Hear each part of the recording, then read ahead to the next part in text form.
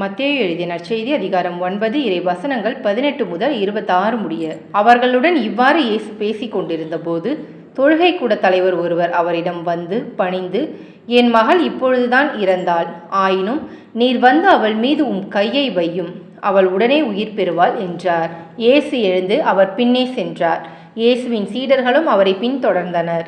அப்பொழுது 12 ஆண்டுகளாய் இரத்தப்போக்கினால் வருந்திய ஒரு பெண் அவருக்கு பின்னால் வந்து அவரது மேலுடையின் ஓரத்தை தொட்டார். ஏனெனில் அப்பெண், நான் அவருடைய ஆடையை தொட்டாலே போதும், நலம் பெறுவேன் என தமக்குள் சொல்லிக் கொண்டார்.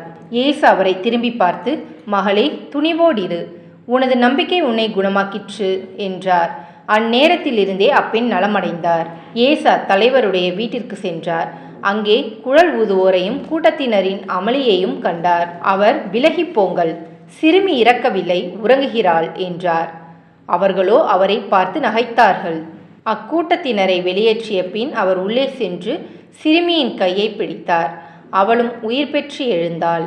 இச்செய்தி அந்நாடெங்கும் பரவியது. இது கிறிஸ்துவின் நற்செய்தி. கிறிஸ்துவே உமக்கு புகழ்.